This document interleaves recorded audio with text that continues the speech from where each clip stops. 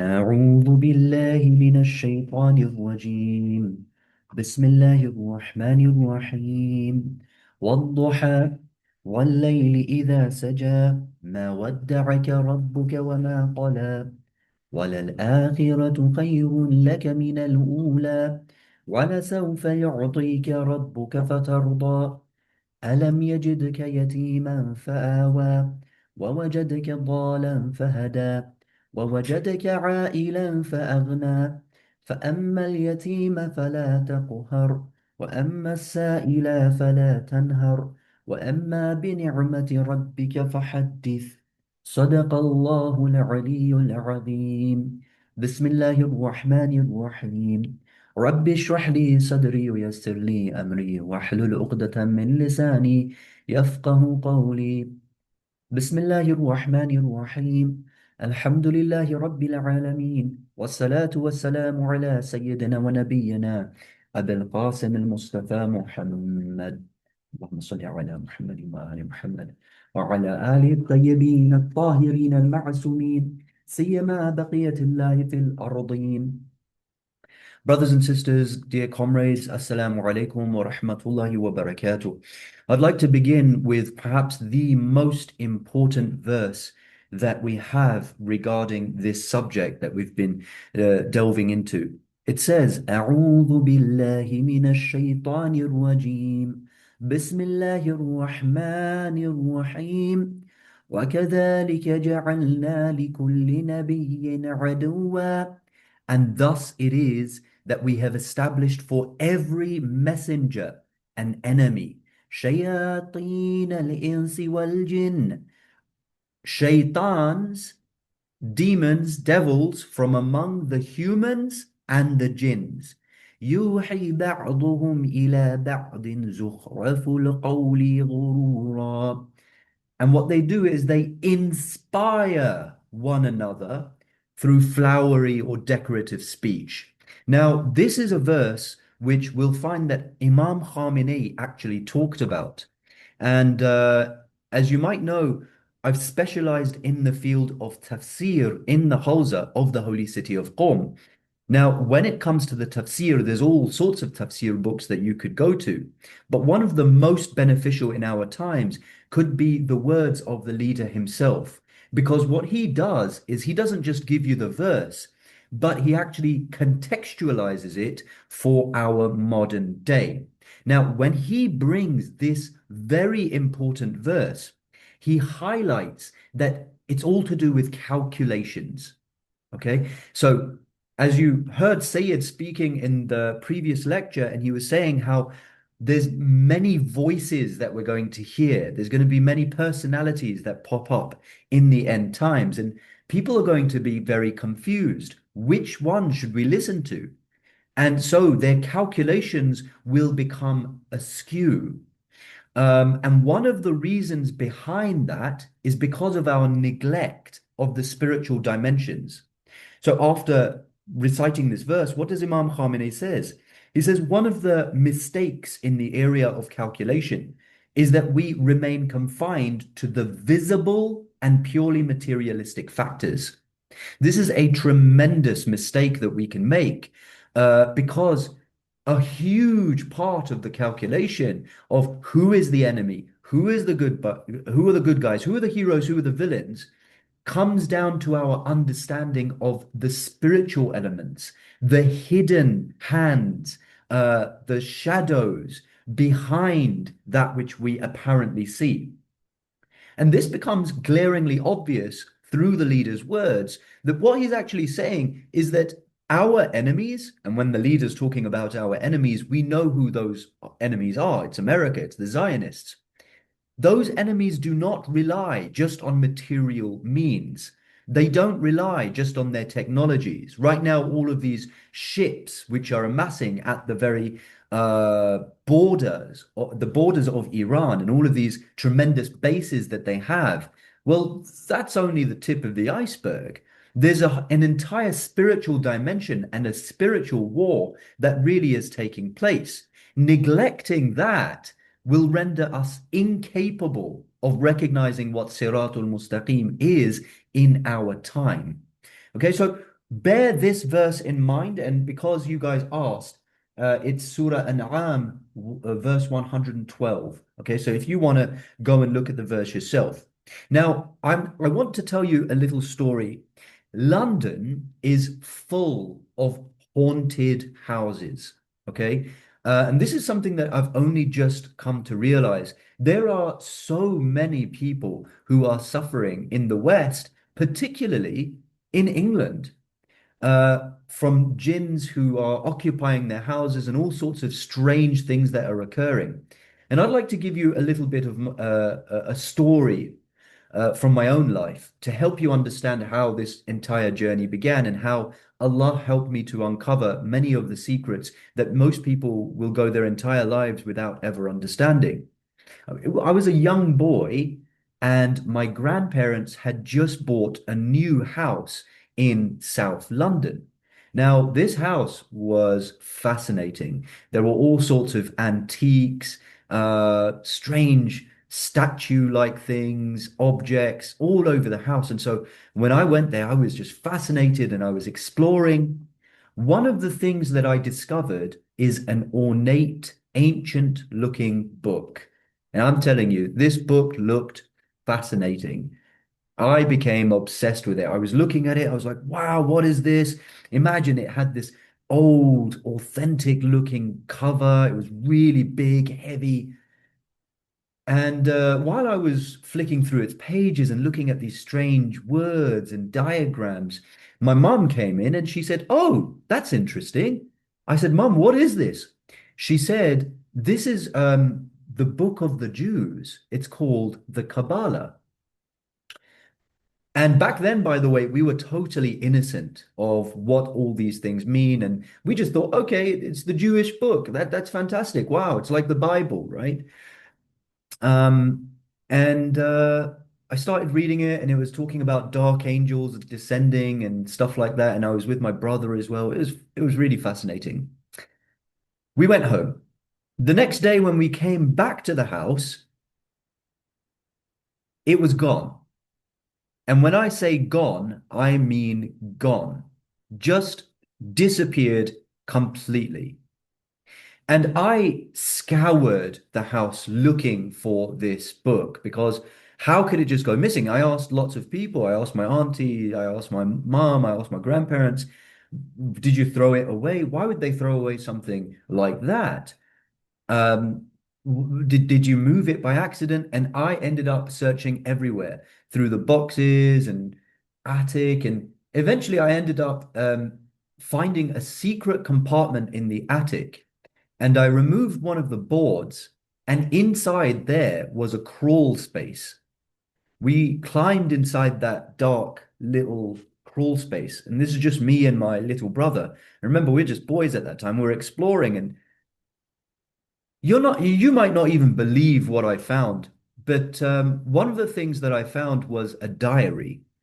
In this diary, it was talking about a person who was going through a spiritual experience, and they were basically explaining how every day of that diary, they were getting closer and closer to joining a cult, a cult called the Mythic Dawn or the Golden Dawn or something like that.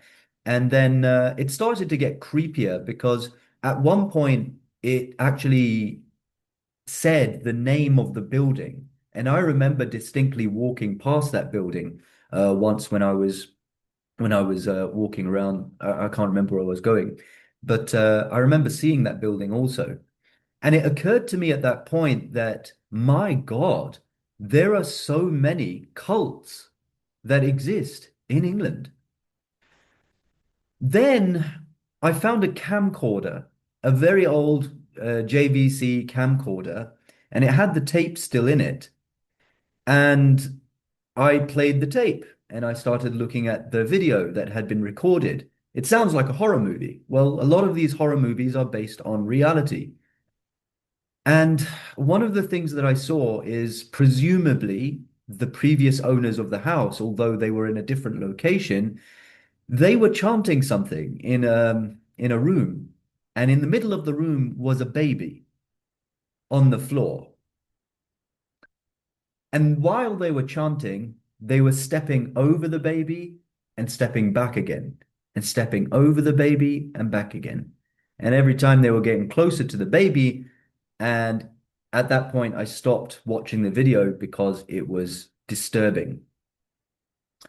Now, this is just a personal experience that I had, and the book was gone, nowhere to be found. Now, I'd like to ask you, have you, in all the horror movies and stories you've heard, ever heard of a book disappearing or appearing? Put your hand up if you've ever heard of that.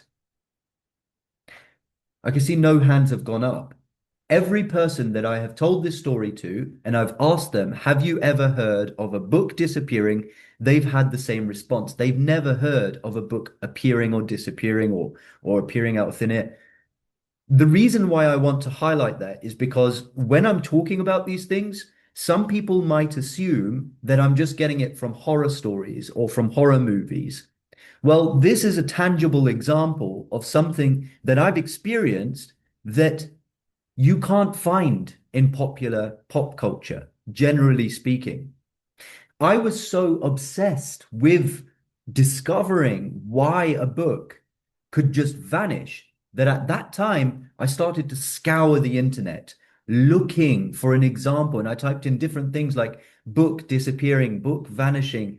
And back then they didn't have like Reddit where they have all these collective stories and experiences. You had to go to individual websites and obscure places to actually find personal experiences from people. One thing that I discovered was a rock musician who was being interviewed, and he was asked, where did you get the inspiration for your song? What song, mind you? Many of these musicians, they do heavy scream music. So one of the lines was, Black shadow standing by my bed. And I remember it distinctly because it's creepy. Where did you get the inspiration for this? And he said, one day I woke up and there was a black shadowy figure standing by my bed. I went downstairs into my kitchen and I opened the cupboard. Inside, I found a copy of the Kabbalah. I read some of it. I went back to sleep. And when I woke up, it was gone. Yuhi ba'duhum, right? The verse, what is it telling you? They inspire. The word that Allah subhanahu wa ta'ala uses in the verse is what? The very same word Allah subhanahu wa ta'ala uses for the inspiration for the wahi itself, the Quran itself, the inspiration that is given to the prophets, alayhimus salam, in a very similar manner. Just like we have divine revelation through Allah subhanahu wa ta'ala and his angels, on the opposite side of the spectrum, we have evil inspiration. And that is happening through shayateen. And many of the musicians and artists that we find, the reason why their art is so attractive is because it is in one way otherworldly. It doesn't come from a human source. Okay, so that's something that we really do need to bear in mind. There is a wisdom behind why certain musics are haram. And you'll find that when you go into that creative space, for those of you who are creatives out there, it's almost like you need to put the initial effort into whatever you're creating, whether it's a piece of artwork or painting or poetry or a script or whatever it is that you're doing. But at a certain point, it's as if it's creating itself. And subhanallah, that's a beautiful thing. Essentially, what's taking place is that your nafs is taking a backseat to something else. Now, that something else can be a benevolent force, like the angels, like Allah subhanahu wa ta'ala, or it could be an evil source, like the shayateen among jinn and men. So another place that I discovered this idea of books vanishing and reappearing is in a video game called Oblivion. I don't know how many of you have actually played Oblivion, and many of you might be familiar with uh, the sequel, which is called Skyrim. Many of you have heard of the video game Skyrim. The game just before that is Oblivion, and it's an open world game where you can go out exploring. It is a deeply, deeply occultist game. It is riddled with symbology and evil and satanic influences. The creators of that game, certainly, without a doubt, the people who are at the top of the creative genius of that game, they are in the know, all right? And they know what's going on. And one of the things that happens in that game is you're trying to track down these secret cult people who are actually running operations to control the world from behind the scenes. And books vanish and reappear. And those books in the game, in the context of the game itself, are books which help the player to access the knowledge of the unseen and literally jinns and witchcraft and things like that. Now, this is the kind of thing that you can only get from the UK. And it bothers me that Imam Khamenei, when he's talking about this reality, that our enemies are working hand in glove with the shayateen, and yet certain scholars feel the need to come along and just make everything practical and only focus on what we can see. It doesn't work that way. We do need to see beyond that. And I feel the reason why they often do that is because while they may have had experiences of their own, they don't understand how, like in places like the East, in India and Pakistan and Iraq and Muslim countries as well, there's many jinns and there's sightings and all sorts of things happen, but you don't see the same kind of collaborative effort to actually build societies in obedience to those entities. That's something that you see in the West. And I'd like you to think just for a moment of how ironic it really is that the original pilgrims left the UK, they left England, and they went to America. Why did they do that? If you look at the history of the Puritans, they were trying to escape from all the sins that the royal family had introduced into England, like the music and the lavish lifestyles, etc. They were trying to escape that. They were dedicated people. They wanted to dedicate themselves to God. And they went to America. When they went to America, look how ironic it is. They found even more witchcraft, Satanism in the woods, in the dark places of the earth. And when they built their settlements, they found all of these strange occurrences taking place. To this day, historians will mock them and say, "Oh, look at the Salem witch trials," and say, "Oh, it was all based on mass hysteria." And some of the literature and the plays that are created, like for example, it's very obscure, but you might have heard of a play called The Crucible. The Crucible, and there's a movie of The Crucible as well. Uh, I've actually taught that in school, and then it's one of the canonized books which is actually taught in secondary schools in the UK. And the idea is to mock the idea of the existence of witchcraft, mock the idea of the existence of demons, and put it all down to mass hysteria and this psychological element. It's not just psychology. Okay. In fact, psychology cannot be understood. Your depression cannot be cured unless you look at this spiritual dimension. Your fears, your anxieties cannot be overcome unless you recognize what the Quran is telling you to recognize. Now, one of the questions that we were asked yesterday was about why the jinns resemble aliens, and they don't resemble aliens. Okay, You've never seen an alien. No human being on Earth has ever seen an alien, as far as I know. There's hardly any descriptions in the hadith regarding what the aliens actually look like. The only person who might know what the aliens look like is Nabi Isa alayhi salam, who's gone to the seventh heavens. So we don't know what aliens look like. What they have done is taken what jinns actually look like and created that image to make you believe that that image is actually aliens when it's not aliens. That image that you're looking at is actually jinns.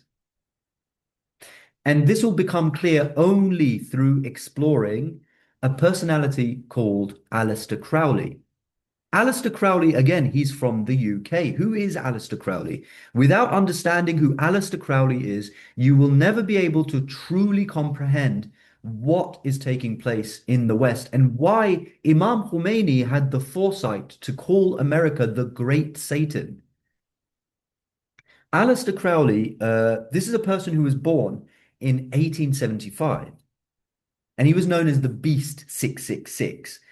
Now, the British press actually referred to him as the Beast 666 and the wickedest man in the world.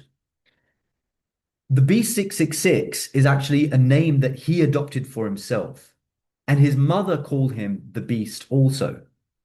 All right, so he considered himself to be the Antichrist, in one sense at least. Now, you might have heard that every century or so, a great person is sent to Earth. And this is true. And we look at certain people every century, you'll see that a great human is actually very, very prominent in the Muslim world. Well, the same occurs for the anti-Islamic world, for the Western world in this case. And that person in that century was Aleister Crowley himself. A man who, if the British press, imagine the British, if they can call you the wickedest man in the world, how bad must you really be? And Aleister Crowley, he performed all sorts of unimaginable rituals. Some of those rituals were to do with, you know what, it's actually difficult for me to say. Maybe you might get offended if I say these things, but let me say it in this way. All of these things that you're seeing occurring right now in the LGBT movement, that's nothing compared to what Aleister Crowley actually did. Okay. He was a homosexual before it was cool to be a homosexual. He practiced bestiality before governments like the French government started to talk about legalizing bestiality. And I believe that he practiced abuse of children and all sorts of evil acts way, way before any of this Epstein files and all of this scandals and the Jimmy Savile celebrity culture of abusing children in the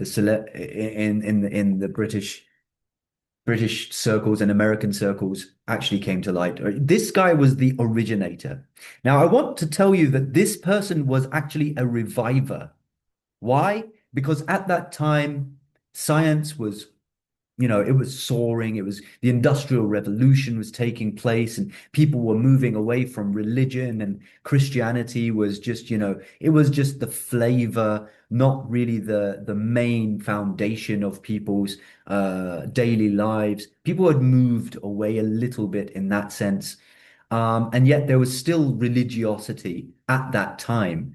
But a lot of the occult secrets, the existence of demons, witchcraft, sorcery, all that kind of stuff, it had been buried.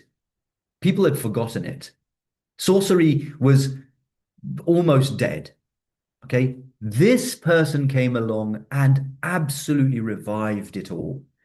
And he wrote many, many books on the subject, and he joined numerous cults. And one of the main cults that he actually founded was called the Thelema, Thelema. Thelema, if you want to look it up, you'll see that the symbol of the Thelema, incidentally, is a six-pointed star. A six-pointed star. Why? I wonder why. What does that actually mean? Well, anyway, this person, there are things that he did that I can't tell you because it would just be too inappropriate. But the idea is that he was a prolific drug abuser and he had many, many sexually transmitted diseases because of his activities. The poetry and writings and scriptures that he had, they were all so vulgar that even the British called him disgusting and appalling. Okay. Now, this person, if you can imagine, is hailed as a hero in popular culture. You, you wonder, like, how is that even possible? How can somebody so despicable be hailed as a hero? And he certainly is. The Beatles, for example, which is one of the most famous and most popular bands of all time, British bands, and they praised him. And if you remember, they actually said we're more famous than Jesus now. Ah, God. And can you? The Beatles are still celebrated in the West, and they're thought of as the biggest thing in pop culture since ever, right? Then you have the Simpsons. Even the Simpsons, there's if you look it up, type in Aleister Crowley and the Simpsons, you'll see that there's an imitation of what the Beatles actually did on their album cover, where they had all sorts of heroes, like I don't know, like Gandhi and Nelson Mandela, and one of them is Aleister Crowley. And the Simpsons also replicated that. Harry Potter also. Now, what is Harry Potter actually doing? Harry Potter, I'm not telling anybody to not watch Harry Potter. I grew up reading Harry Potter. I loved Harry Potter and I used to, have a broomstick on my wall because Harry Potter. It's very difficult to not be attached to that kind of culture. But I do want us to be aware that Harry Potter was a stepping stone in normalizing a lot of that sorcery. The whole idea of going to a school, especially to learn witchcraft and wizardry, literally, has been popularized mostly by Harry Potter. That's not to say that there weren't other attempts before. I remember when I was very young, there was a show called The Worst Witch, and there's lots of novels and movies and all sorts of pop culture which actually push us in that direction. But Harry Potter did it to a phenomenal extent, to the point where they almost broke cinema forever. But in Harry Potter, there is a character who, by the way, is probably the best character, one of the best characters in Harry Potter, and he's called Mad Eye Moody. Mad Eye Moody, the description of him in the book, because they changed it for the movies, but if you go back to the book, it looks just like Aleister Crowley, bald, gruff voice. Astaghfirullah, Rabbi wa atubu ilayh. And the name that she gave to to Mad Eye Moody is actually Alistair Moody. That's not a coincidence. And this character in the book, obviously, he has an eye which protrudes out of his head. And, with this eye, he's able to see everything. He can see through walls. And if the students are doing something which they're not supposed to be doing behind the desk, he can catch them because his eye can penetrate everything. So even in Harry Potter, and there's many rock musicians, and long story short, a huge part of the counterculture of the 60s, the whole hippie movement, the whole shift completely away from religion and towards this whole, ooh, dude, let's go and look at Hindu spiritualism and all this Om Shanti Om, and I don't know, like this shift towards um loving Buddhism and heralding it as this all peaceful, all wise ideology. All of this, it goes back to Aleister Crowley. He's the one who started it. And if you want to put all of that evil of the West into one under one umbrella, I've said this before in the original Machination series. It's called the sexual revolution. And many people don't know this. The sexual revolution is what it's all about. Abortions and LGBT and all of this transgenderism and everything about like breaking apart the family culture, divorce rates skyrocketing, and all of these things to do with the breaking up of society, the destruction of peace, and the movement towards meditation and veganism and vegetarianism and all of that kind of, it all goes back to the sexual revolution. And all the figureheads, every single one of the figureheads of the sexual revolution who pushed all of this agenda are all reptilians. Uh-huh.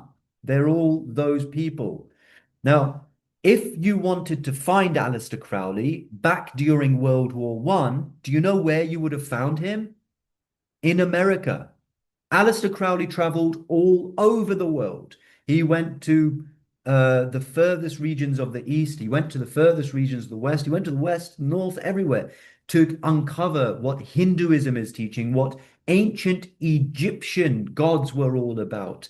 And he revived all of that paganism. So every time the Quran is talking about polytheism and it's talking about paganism, what were those polytheists actually worshipping? When we look at shirk, and this is a subject for another time, but you do need to realize this, it's either talking about heroes of the past who people exalt to such an extent that they become quote unquote gods, or it's talking about the sons and daughters of God, right? So Isa alayhi salam is made into the son of God, and therefore it's type of idol, or they say that the angels of God are the daughters of God, right? And that's where the original Trinity comes from, Lat and Uzza and Manat. But many a times it's not to do with those things. كانوا يعبدون الجن, right? They worship the jinns. Now you go and look at Hindu gods. Why would something look like an elephant? Why would something look like a human with an elephant head? Why would something have blue skin and those almond eyes and be appearing out of a lily, a giant lily? You know, why is it that CERN, and you really just need to look it up, CERN, which everybody has just brushed aside, they're not really talking about anymore, but this is perhaps the biggest science experiment of our time. And the Great Hadron Collider is just about finding the God particle. You'd think that that's a purely scientific setup. And yet they have a tremendous statue outside their facility. And what do you think that statue is? It's Shiva, the Hindu god slash goddess, doing a dance, right? Why do they have that statue there? Why, in the opening ceremony, and this is another thing that you need to look up, in the opening ceremony of CERN, they literally depicted a man with goat horns. There was performing a sexual ritual with a, a bride, and then a baby goat is born. I'm going to sound like an insane person unless you guys actually go and look it up for yourselves. Type in CERN opening ritual, type in the statue, look it up. It's right there. It's not like they hide it anymore. Back then it was hidden. Aleister Crowley brought it out. He revived it. He made it so that now Halloween is completely normal and accepted. Now children are actually putting on masks, dressing up like demons, and going out into the streets. And if I talk about this in this way, or even if certain Christians talk about this in this way, and they say be looked at as backwards, in reality, what those children are doing is going out into the streets and Many of those things which they're seeing out there are actually jinns. But when you see them, you're just assuming it's a human wearing a mask. It's not. And look up how many children go missing during Halloween. So when you're looking at the Epstein files and you're seeing that these politicians are all child abusers, you have to ask yourself, why would somebody have the innate desire, sexual desire towards a child, one of the purest creations of Allah subhanahu wa ta'ala? And the West is teaching us to either kill them when they're still in the womb. And as some people have been discovering this in the Telegram chat also and sharing the information regarding that, how it's all been pushed by the very heads of the sexual revolution and Planned Parenthood. Planned Parenthood, which is again goes back to the reptilians, they're the ones who are pushing it. While they are doing that, there is a market for fetuses out there.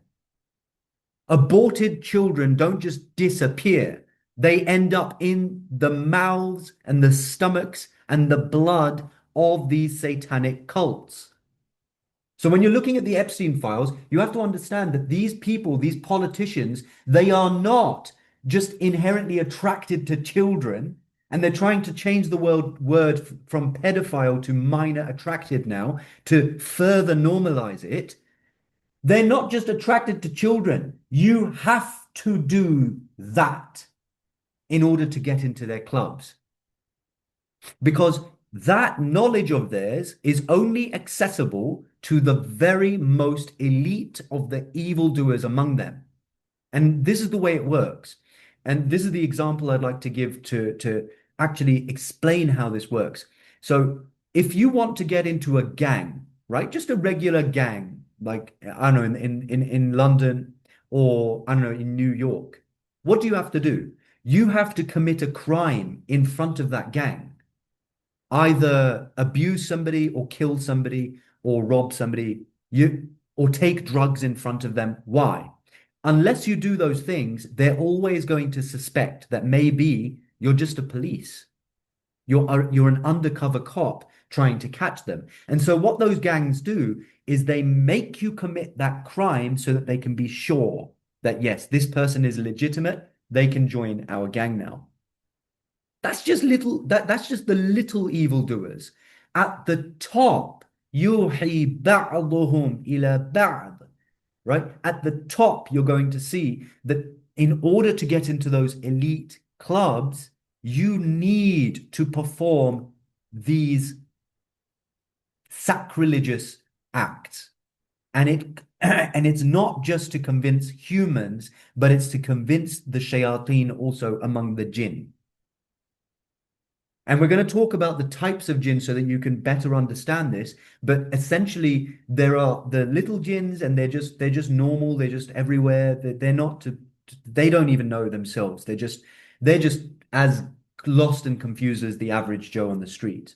But then they have their own hierarchy also. And at the very top, that's where you'll find figures like Baal or Baal or Moloch or Shiva or Kalima. They are real entities, dear brothers, dear sisters, dear comrades. You can see them. If you join one of those cults and if you perform those rituals that they perform, you will see it with your own eyes. It will be in front of you. You will be able to see the horns, see the face, hear the voice. Okay, so what happens is they become completely enamored.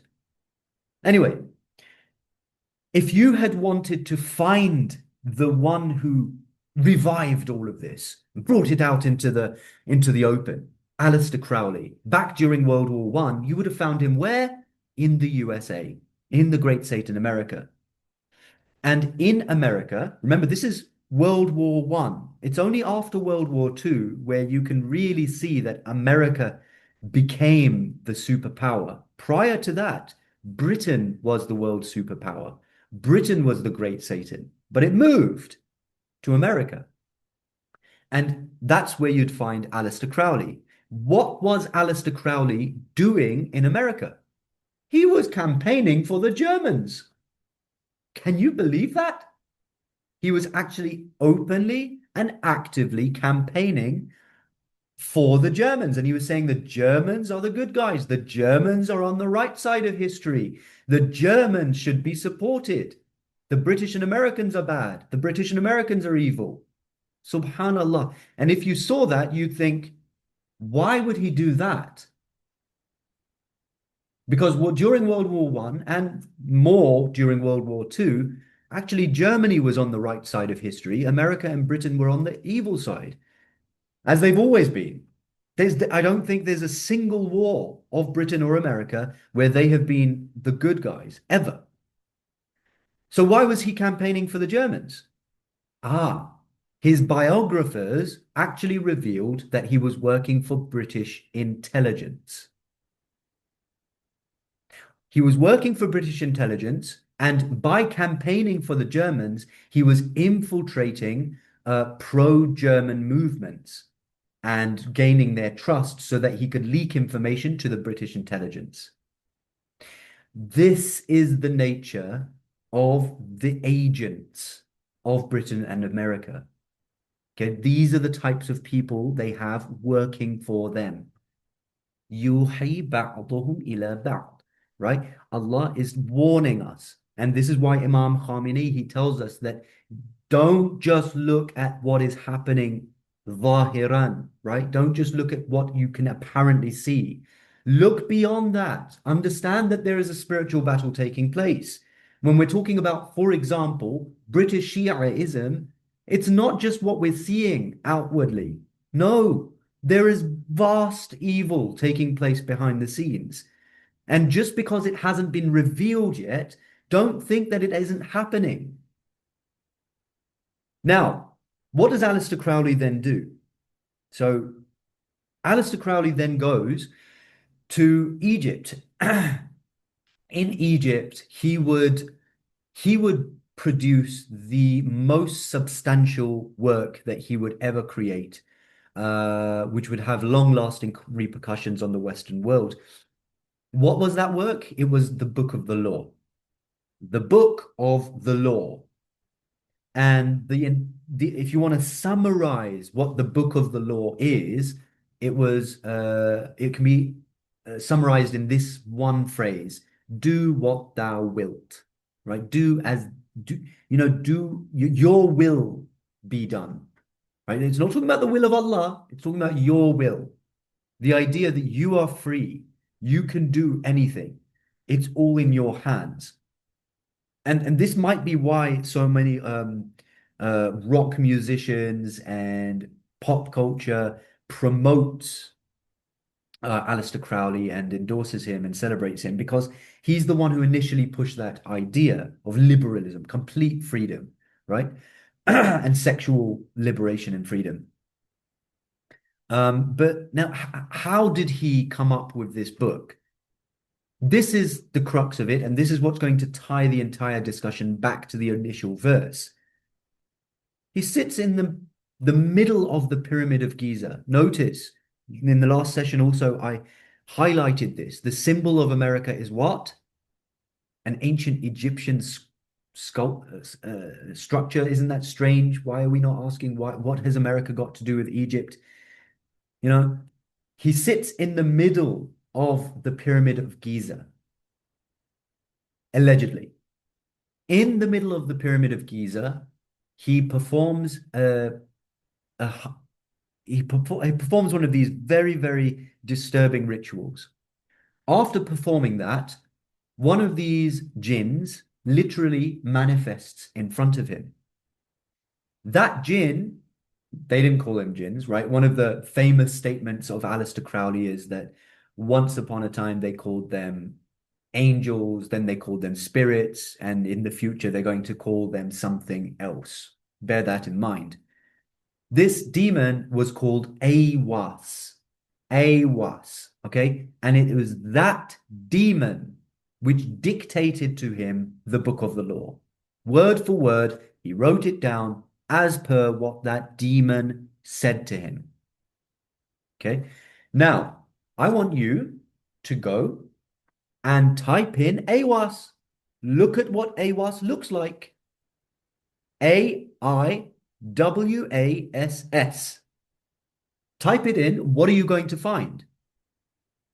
You're not going to find a demon like the culturally traditionally accepted depictions of what a demon actually looks like. No, you're going to find a creature with a bulbous head. This is the drawing of Aleister Crowley himself, by the way. If you're typing it in and you're looking at it, a bulbous head, large eyes. Where have you seen that image before?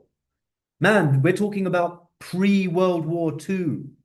Hardly anything existed about aliens. And yet, when I say aliens, thank you. Somebody just shared the emoticon. Where did this image come from? The moment you say aliens, you think of all the sci-fi movies. You think of Men in Black, the movie Men in Black. You think about all of these conspiracy theories. You think about Area 51, and you look at the images. And even when we were children, check this out. When we were children, we were given little toys. There were these eggs. I don't know if you guys remember it, but it had this jelly inside. You know that goo, and a tiny baby alien inside. Exactly that. And we were trained to keep it in our pockets, keep it with us. Look how times have changed now. Now people are carrying around labubus. I didn't even hear about labubus until my wife told me about it. And I'm like, all right, they're literally carrying around demons now. It's just so ridiculous. Connect all the dots. In the Western world, they are pushing this culture, and it's spread now. It's spread everywhere, everywhere, because the Western world has been so hegemonic in its influence over the rest of the world that there's really no escape from the hegemonic ideologies and the iconography that has been that has just flown like a flood out of the West and encompassed the entire world. So it's not that jinns appear like aliens. Rather, jinns actually look like something. And it was one of the teachers in the Hausa, whose name I can't remember, but you know that traditional image of Baphomet with the big horns and the hooves and the kind of goat-like face. That may well be what Iblis actually looks like now. Right? They all have different forms. And that's why when you go to pagan societies, especially when you look at Hinduism, for example, you'll see just how diverse they are in their appearance. Jinns are of multiple different types. I mean, human beings are so strange because we look so similar, and yet we pick on very, very small things. That person has darker skin, that person has lighter skin, that person has slightly more slanted eyes, you know.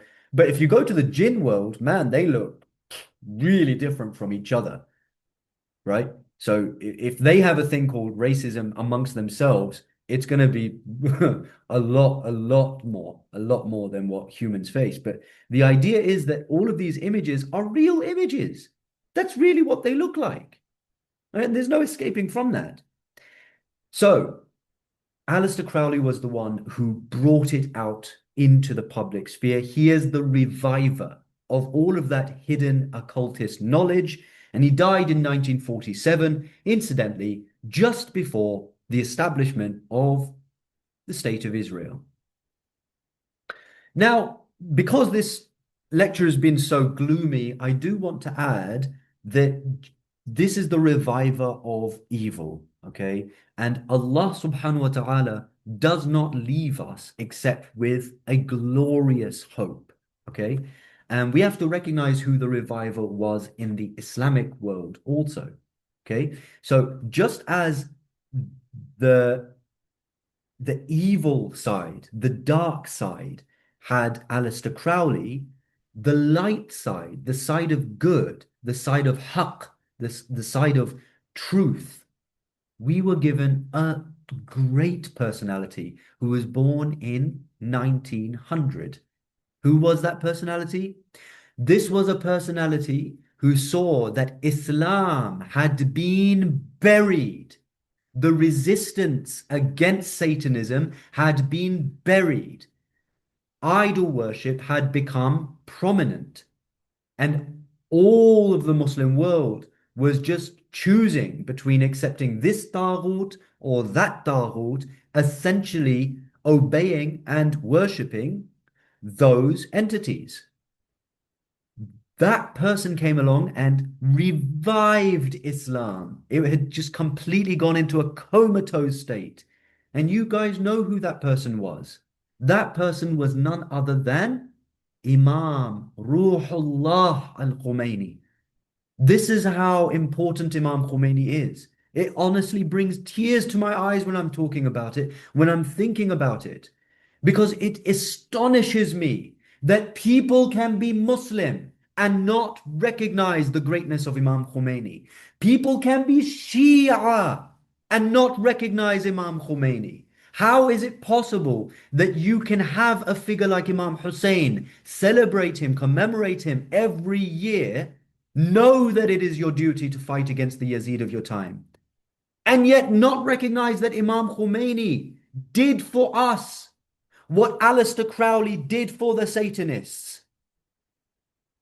Islam was completely finished. Nobody was even talking about it. It was just the seasoning on the plate. The real dish was just servitude to these shayateen. And the sexual revolution was completely taking over the entire world. Right now, it has pretty much taken over the entire world. The only source of resistance against it was what? The Islamic revolution. Subhanallah, it wasn't the Christian revolution. The Christians tried to fight against it, the dedicated Christians, but they fell short to the point where Jesus is mocked openly in the West and nobody does a damn thing about it. To the point where abortion is and LGBT is everywhere, and by law you have to accept it. You'll lose your job if you don't accept it. Christians failed.